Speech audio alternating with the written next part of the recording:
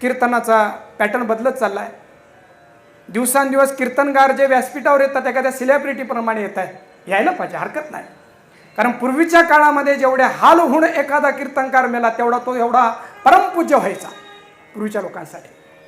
म्हणून आजच्या विचारवंतांनी विचार केला की ती व्यवस्था समाज करत नाही, आपणच करून ठेवूया अगोदरच. ठीक आहे, ते पण ठीक आहे, हरकत नाही. परंतु कीर्तनकार लोकांसाठी दुर्मिळ नाही राहिला पाहिजे. कीर्तनकार लोकांमध्ये जायला पाहिजे. किंबहुना महाराष्ट्रातले छत्रपती शिवाजी महाराज आम्हाला का आमचे वाटलेत?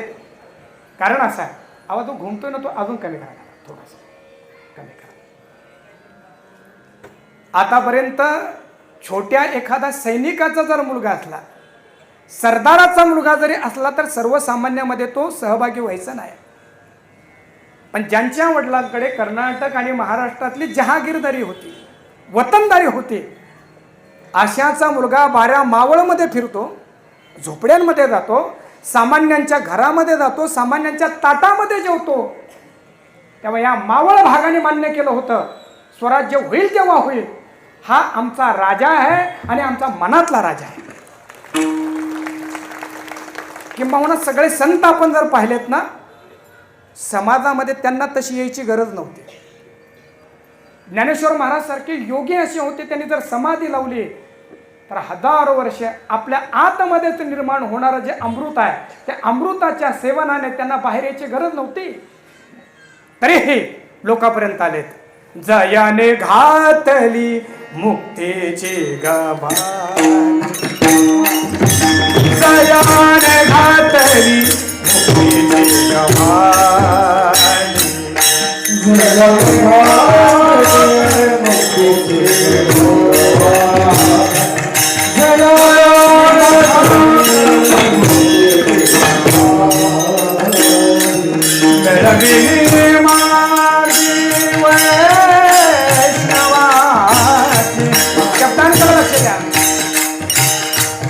अरे माझी माऊली म्हणजे कोण आहे?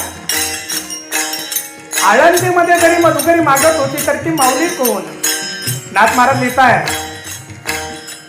चैतन्याचा पुतळा, चैतन्याचा पुतळा प्रगटला भूतळा, चैतन्याचा जिवाळा, ज्ञानोबा माझा, ज्ञानोबा माझा, ज्ञानोबा माझा.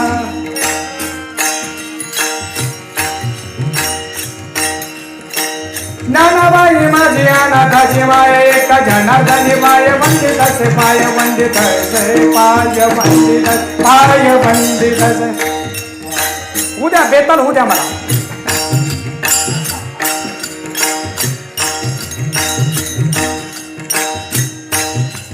अवतार पांडुरंग नाव ठेविले ज्ञाने, असा पांडुरंगाचा अवतार आमचे ज्ञानोबा लोकांपर्यंत येतात, लोकांना एकत्र करतात. ऐका, गुरुनाम गुरु SP कॉलेजचे प्राध्यापक आणि वारकरी संप्रदायामध्ये सुशिक्षित लोकांना जोडणारे महाराष्ट्र भूमीमध्ये झालेले थोर फिलॉसॉफर प्राचार्य मामासाहेब दांडेकर यांचं वाक्य होतं, 1200 शतकामध्ये ज्ञानेश्वर महाराजांनी अध्यात्मातली लोकशाही निर्माण केली. अध्यात्मातली लोकशाही. इथं चोखोबा महाराज म्हणतात मी जातीचा महार, आणि त्याला हृदयाला लावतात माझे ज्ञानोबा आहे. हे लोकशाही आहे अध्यात्मात. चौथा महाराजांना आपल्याला हृदयाशी लावतात सगळ्या संतांना. मेळविली माझी, मेळविली माझी वैष्णवी,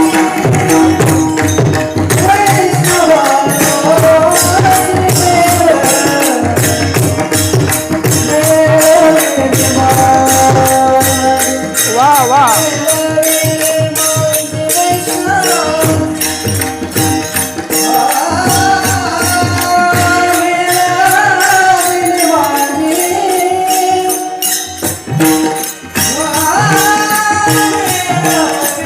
वाह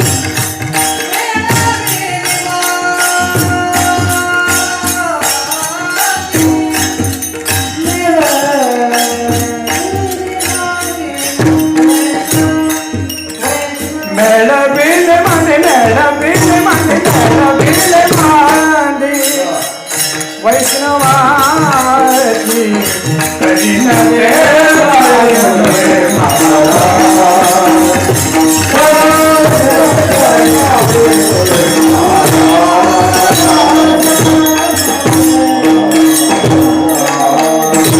आमच्या साधू संतांनी शिकवलं दुर्मिळ राहायचं, लोकांपर्यंत जायचं आणि जिवंत असेपर्यंत आपला जेवढा उपयोग समाजाला होईल किंबहुना जिथं जाऊ आपण तिथली गरज बनायला पाहिजे.